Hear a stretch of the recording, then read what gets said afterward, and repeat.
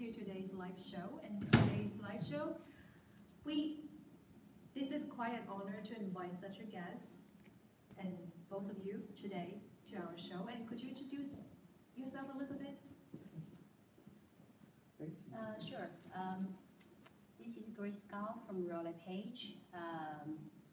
This is my colleague John, and we are very happy today to have the interview here with Mia. We'll talk about property management, something related to tenants. Later on, we will share some experience with you. Hopefully, it can be very helpful. Thank you. Yes, John Benham with Royal Page, realtor and property manager. Thank you very much for having me. Mm-hmm. So as you can see, there is a very magical automatic meal cooker right here. So before we start the show, we're going to cook something so that after the show, we actually have some late night snacks by then. So could you, Grace, help us to do the cooking? Sure. So what is the menu tonight? 自然羊肉. Okay, cumin lamb. Cumin lamb. Yes. I just had that today. Oh, nice. Yes. Sounds good. Mm-hmm. Yeah, we got all the things ready here. And I'm going to lift up the lid. And then, and then put all the ingredients in. Okay. Oh, no, you don't start right now because it's a dry pot. Okay. Should I turn it off? Turn off that, please. Turn off that, please. And then put all the ingredients in. Firstly, the oil, some oil.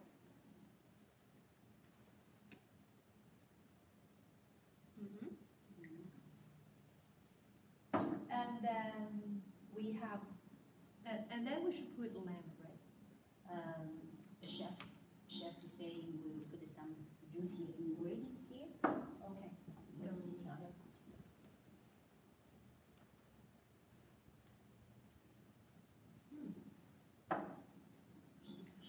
So meanwhile, I'm going to introduce our topic tonight. So the reason why we have these two professionals in the real estate industry is because we're going to talk about landlord and tenant rules tonight. It's a very exciting topic because I have been a tenant all the time in Canada. Till now, I don't have a house yet, but I might consider to have a house at some point in the future, and I'm going to consider about that problem because my income is not going to support. Yes. Yeah. Okay. And now, so I see you already put all the liquid ingredients in, and then you also sprinkle some cumin. Yes.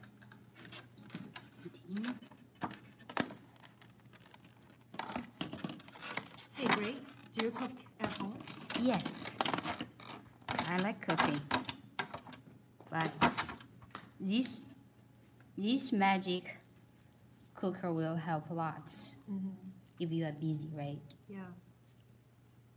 Okay, we give it a stir. Do you have a very busy schedule in your work? A little bit more cumin powder. Yeah, more cumin powder. More. I like it to be covered. You like to be covered? I like it to There be. you go. Yeah. Oh, that looks good. Okay. To me. Okay. And then we put in some Veggie. some onions. And Onions. beans. Yes.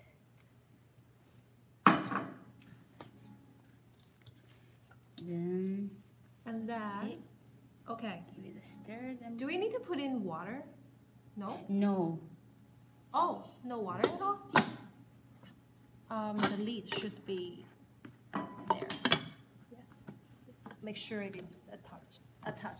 And then plus the bottom start. And dried up cooking. Yeah. No, not dried up cooking. Yeah, dry Yes, up. it is dry Yes, cooking. it is. Okay, good. Then So we now mix. let's come to our juicy part. So how long have you been working in this industry? Myself, 10 years. 10 years. And Nearly 4 years.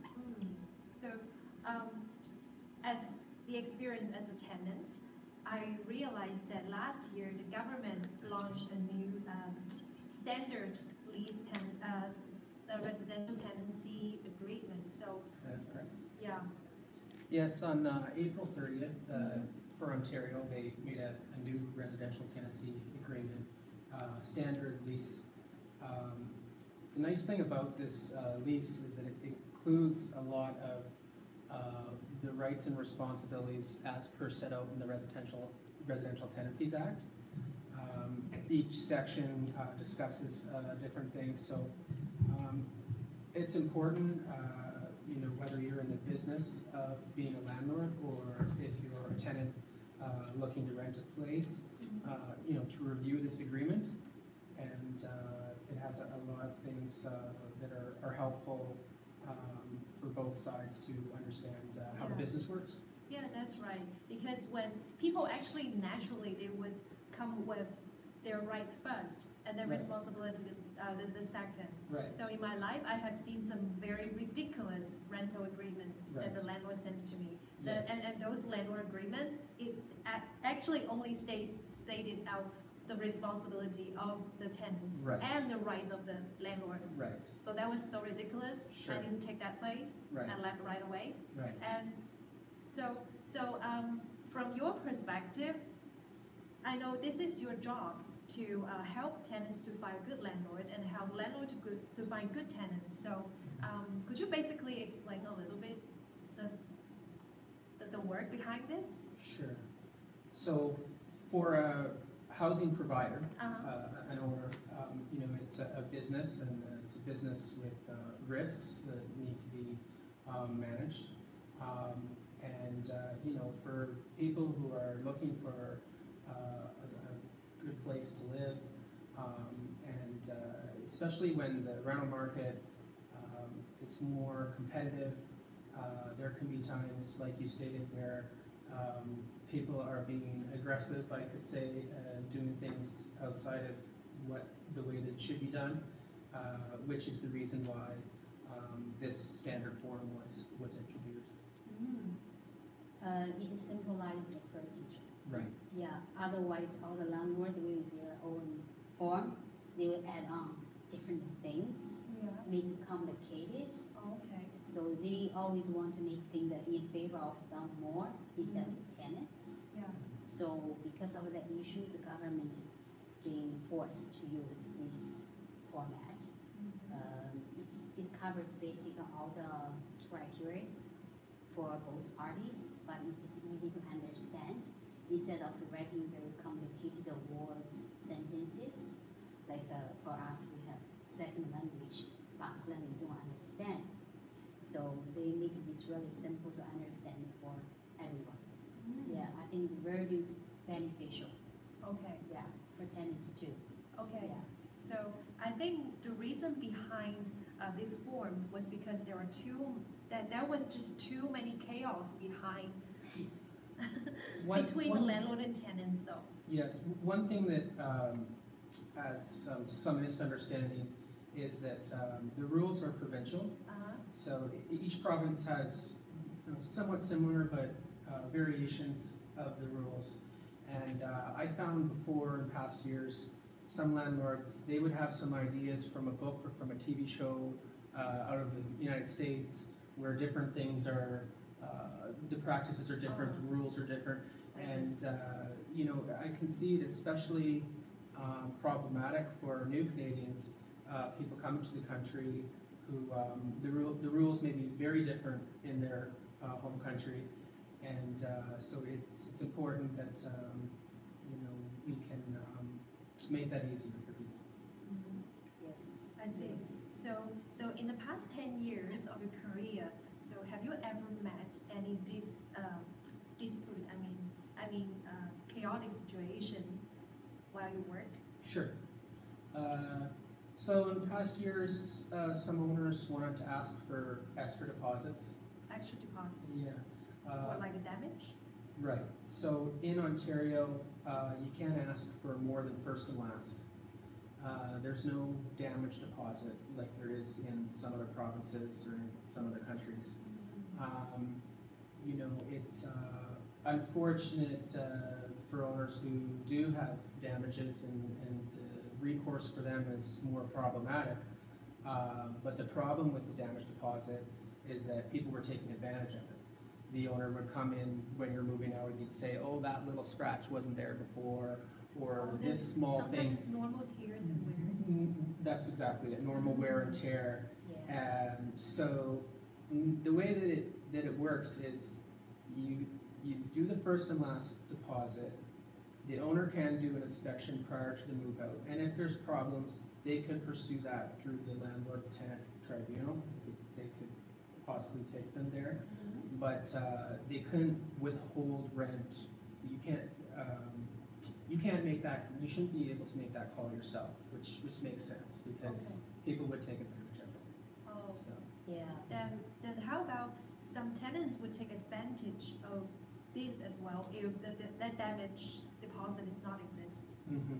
That is true.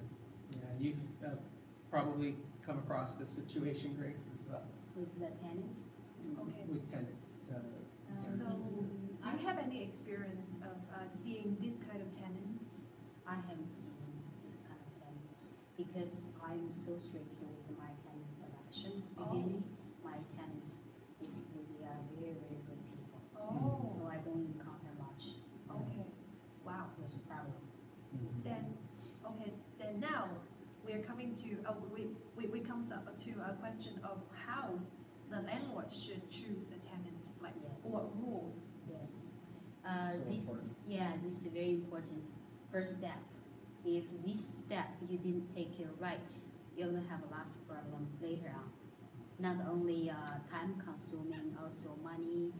You might have to hire the paralegal or lawyer help you. So better we be smart at the front. So in order to have the property done, the thing done, you have to be strategic, right? To take the first step, to meet the tenant and do your study, do your work, and find the perfect person, take care of property. So this is a big topic, very important. I'm sure John also has a lot to share with. Yeah, you know, there are lots of great tenants out there. It's like there are lots of great landlords. You know, this is your time in the process, you know, whether it's your business or you're looking for your next place to live. You know, when you meet, you know, having a discussion, when they apply, you know, you have an opportunity to verify information, to check things out.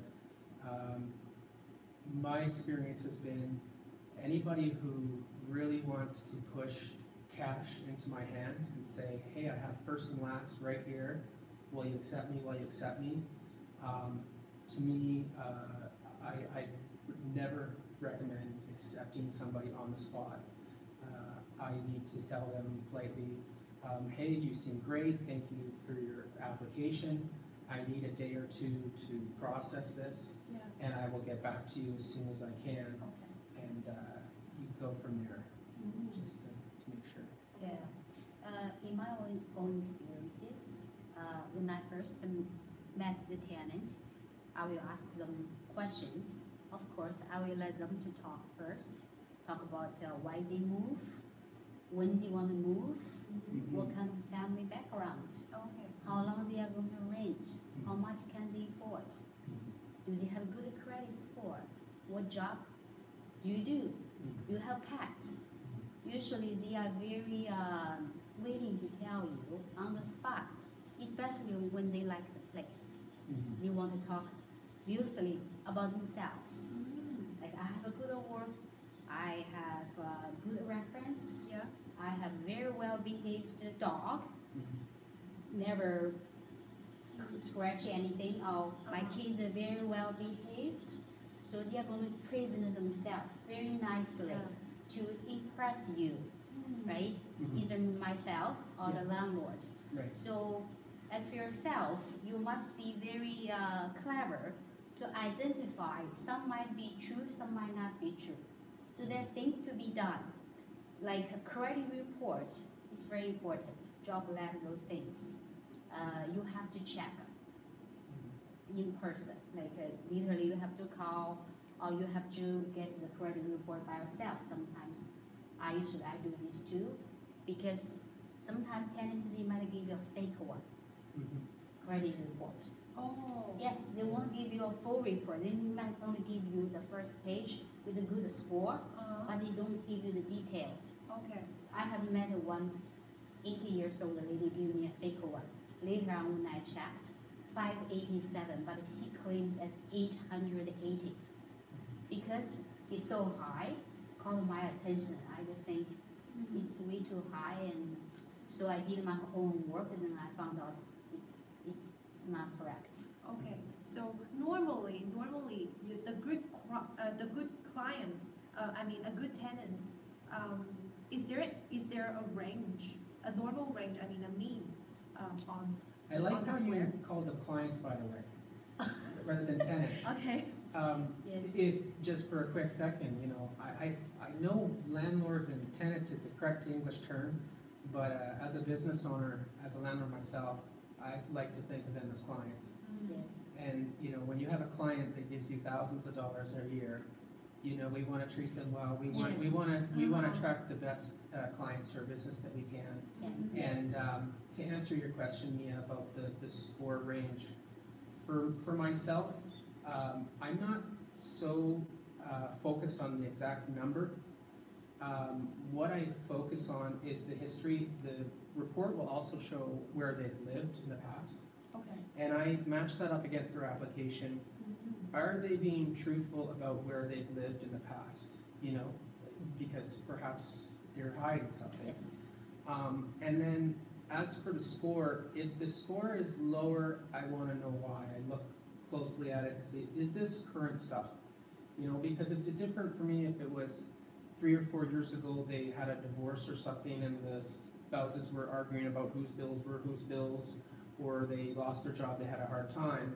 But then I look in the past year or 2 years or whatever, everything is consistently, maybe their score's a little bit higher because they have a little bit of balances owing, but they're still making payments.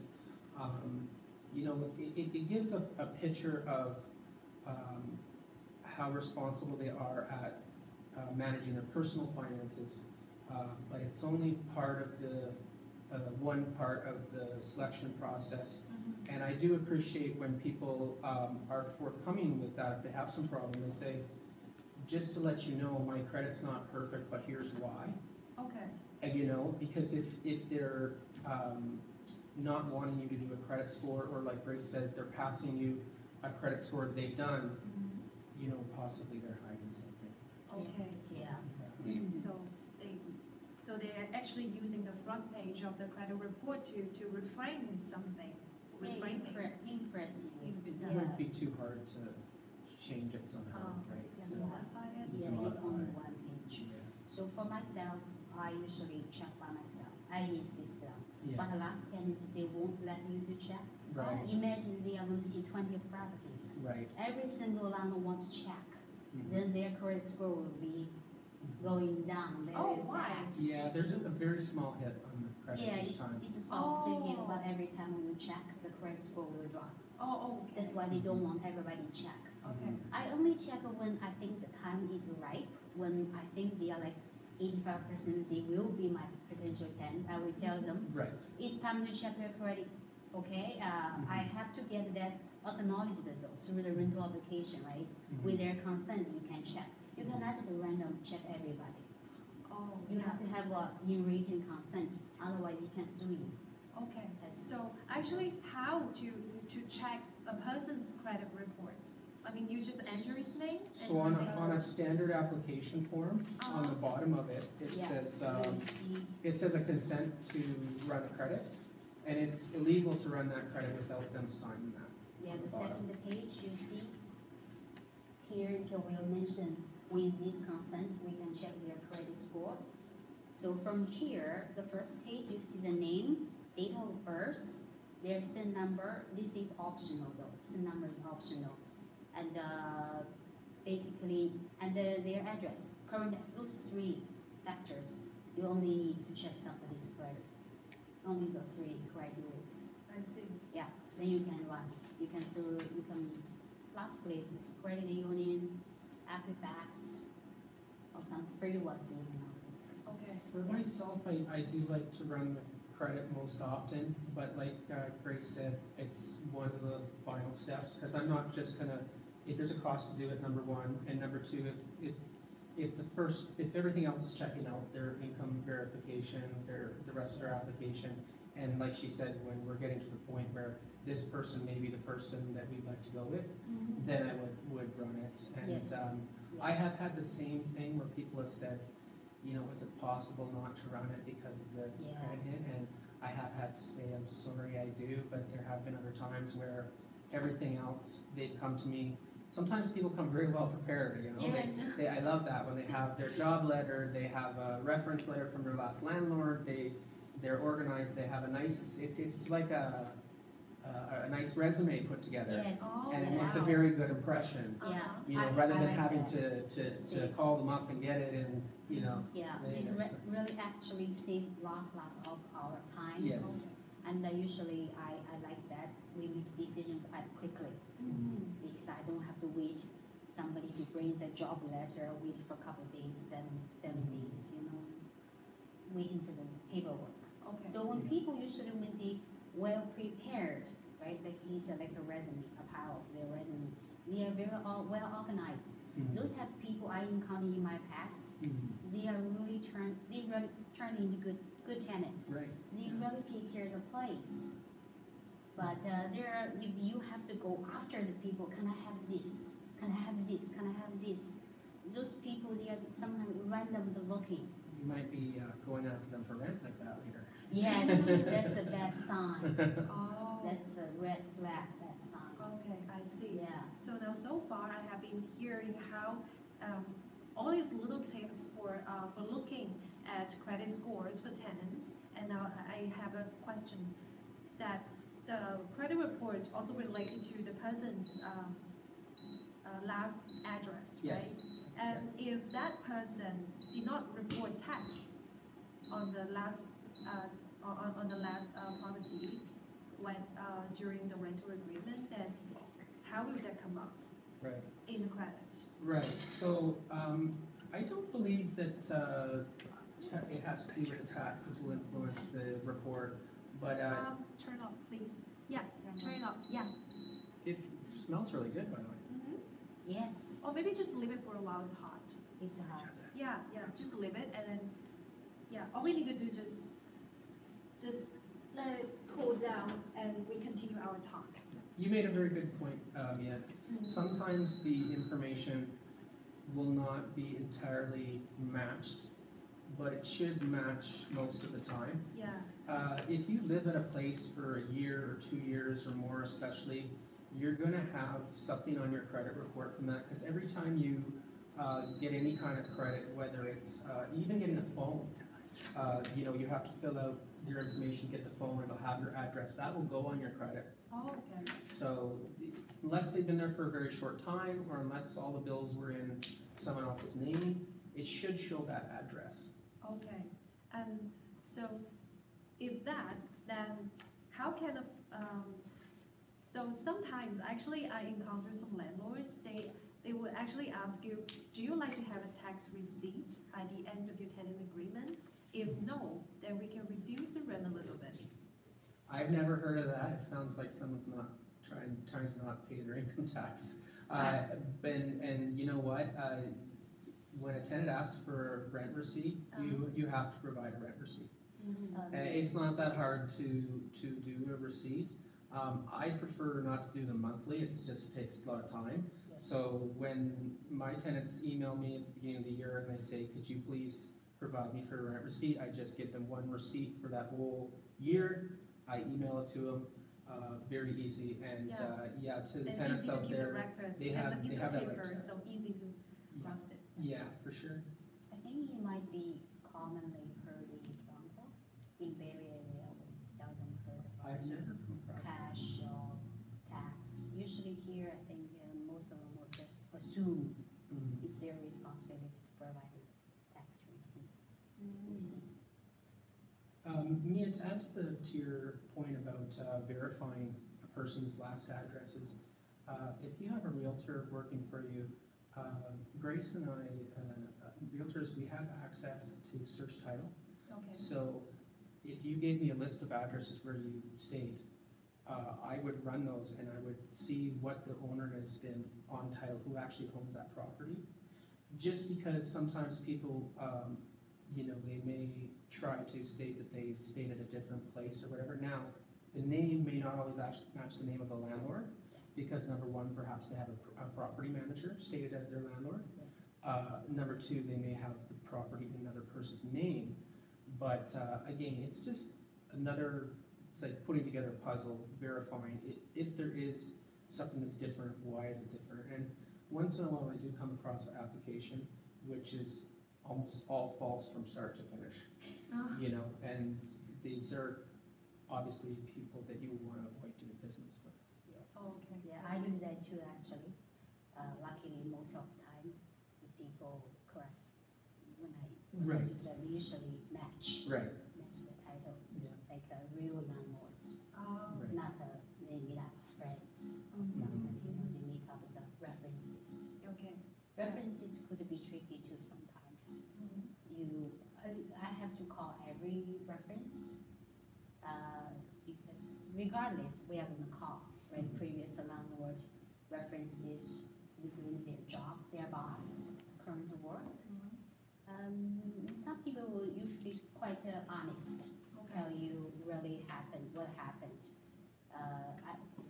Speak of this, I want to say when you call the landlord, maybe the previous landlord give you much more accurate information Yes, rather than the current one. that's correct. The current one might be in the process kicking that person out. Right. Oh. They might want to say he's wonderful. Oh, He I always see. pays on rent, but behind the scene, actually they're trying to kick that person out. Oh, okay. So you ask the previous landlord, Mhm. who is years away from this, they will give you the truth, Ah, what I see. really happened in the past. Okay, I see. Yeah, That's been my experience as well. yeah, Oh, very wow. helpful.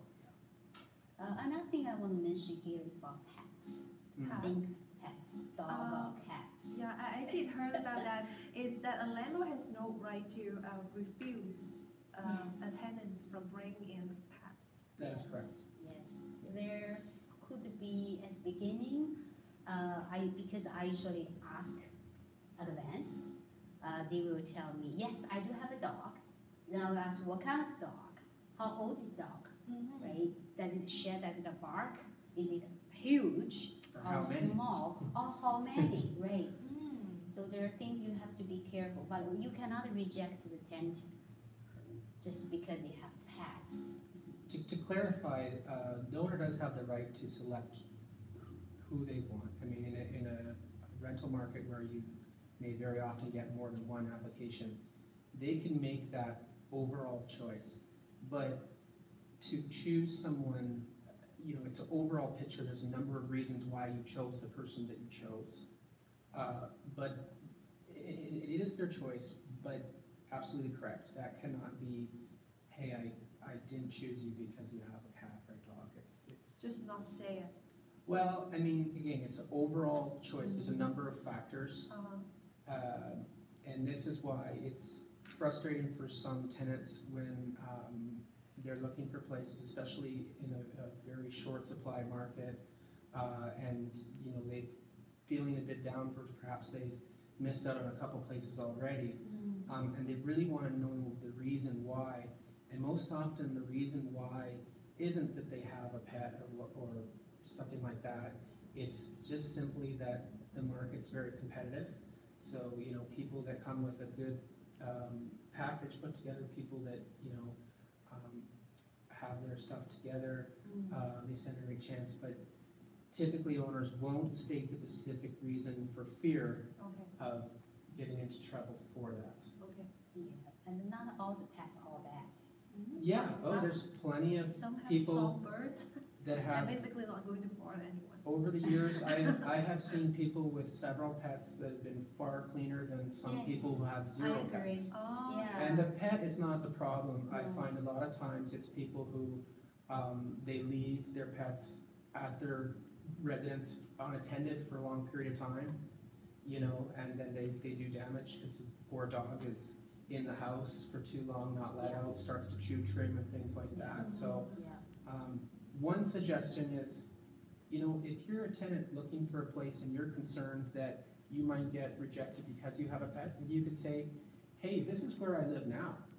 I do have a pet. Like show pictures or Show pictures, or visit. maybe have a visit. I And visit, I yeah. have visited people before too and said, Yeah. okay, wow, you know what, you have 3 dogs, but your place is immaculate. And you've lived here for several years, there's no problem, right? So Prove that's one way to prove it, right? Yeah. Okay, Yeah. I see. I got it. Good owners, they will take care of their pets. So Right. pets is not a Right. big issue unless some allergy related. Right, I have landlord, they are really allergic to Right. the dog or cat hair. Right. They will pray for no pets because Okay. they are going to move in the next 1 year or Right. second year. Mhm. So they will have that concern. Okay. yeah, So right now I have another question for you guys because I know Barrie is really an expanding city, and this expanding city, the number of the population comes from a huge number of international students and Yes. students at the Georgian College, Yeah. and they are the biggest rental the rental client group in Barrie actually. And so now I'm going to ask some questions related to this group. So Sure. this group, they're mainly students and they barely have credit background. right, And then sometimes they barely know about any tenant rules or rights or responsibility. Right. So have you ever met any clients that from this kind of student background? Yes, yeah, I have done that before. Near Georgian College area is big area for students. rental, right? That's right. Even in my office, we have people specialized in doing rental in that area. It's a very demanding business in that area, but students could be very pleasant if you meet the right group.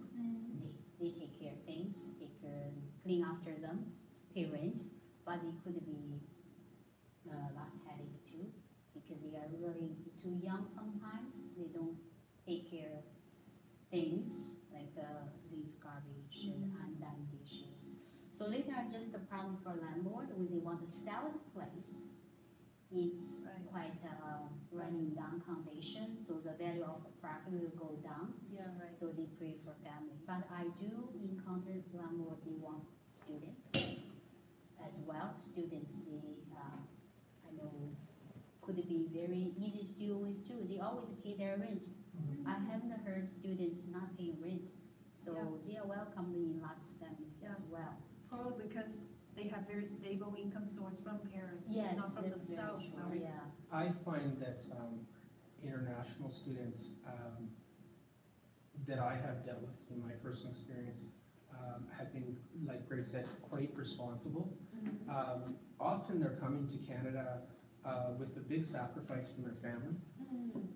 You know, as you know, they pay twice the tuition that Canadians, you know, Sometimes from 10 here. times. Is it really that much? Really? Yeah.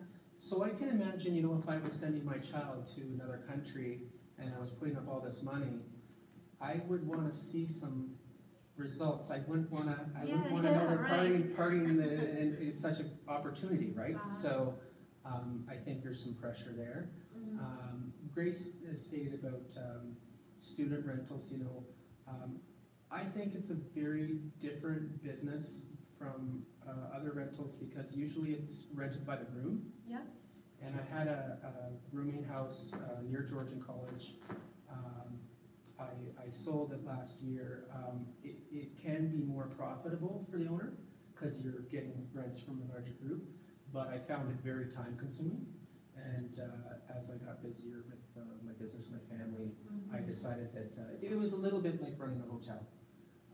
Like you know, a holding logging room. That's right. You need to be hotel, there yeah. more often. There's common areas that it's hard when to some people maintain. are not pitching in on cleaning up, and there can be disputes between the tenants. Oh, yeah, right. You know, you get that call, someone stole my beer, someone stole my milk out of the fridge or whatever, right? Yeah, So yeah. it's it's not that I don't recommend the business.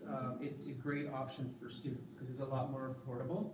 And it's very common up near Georgian College, of course, because of the proximity there. There's some streets, there's quite a few rooming houses. I see. And as long as I understand, Barrie, they actually has a bylaw for renting, for renting a rooming house or a logging house or a second unit property, right? That's It's all on the Barrie, it's all on Barrie.ca. That's And yeah, so is there any rule or have you ever encountered any landlords that not very strictly applying to all this bylaw? Yeah, I mean, the tenant limits for a house. Yes, no, exactly. The city of Barrie is, from what I've heard, pretty thorough with that. If there's somebody who's, like you said, operating over capacity, safety is number one. It's a huge liability in the business. And that's one reason that some owners prefer not to do those homes. They're actually a lot harder to get insurance for as well. Many insurance companies will not insure rooming houses. Okay. Furthermore, for financing, for getting a mortgage on the property, extremely difficult. So yeah, there are, of course, always some people that are trying to operate outside of, the laws, but, absolutely, not worth it at all. And I think, the city's pretty thorough on that, and they follow up pretty quickly, and I've heard of stories where, they're enforcing that more and more. Yeah, Georgian College area is very special in Barrie. It's different from other area. Since I remember last year, January 1st, the city of Barrie opened all the zoning except Georgian College area. So other zoning allowed area, you can convert a basement into a legal apartment. Yeah, it's legal, but Georgian College area, they have rectangle shape, right? Grove Street. Yeah, Grove Street, I think it's St. Vincent. or Georgian Drive. Yes. Yeah, there. The reason is there's too much traffic, garbage, noise, cars. There's certain streets near the college that there's just a lot of students drive, so you get 5 students in one house with 5 cars, all the extra garbage and recycling. Yeah, yes. So they needed to make a decision that they didn't want to expend it in that. Okay, Yes. I see. Yes. Okay, so now we are about to finish our talk today because I think our meal is already Oh, great. cooled to down eat. to the perfect temperature for us to eat. But however, at the very end, I'd like to conclude it with our new mayor's selection slogan for the housing issue of Barrie, because he's going to build some more houses for different levels of income population, right? So I think that's a very good plan. And how do you think about that? Absolutely. Yeah, that's absolutely good thing. Absolutely. Yeah, always it's a good thing to help especially low income people in need a place to stay. Yeah. So the government is working with the provincial together. Let's create a different area to build more houses, affordable houses, Yeah. to let everybody have a place to live instead of paying very high price. Yeah. Yeah. Okay. So let's finish today's talk by looking closely to our food tonight. So let me open the lid. So today we're going to have cumin lamb. Just stir the meat a little bit. I'll hold the handle. Okay. This handle is very good for. It's easy for hand to hold the whole thing. Yes. Yeah. It's all the juice already absorbed. Okay. Maybe actually you can do it harder. It's not going to break.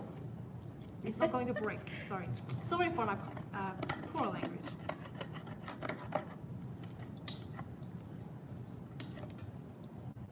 All right. You should try some, John. I definitely will. I'm Okay. looking forward to it. So today, thank you for John and thanks for Grace to come to our live stream channel. So hopefully we'll see you next time and see ya. See ya. Bye-bye. Thank you.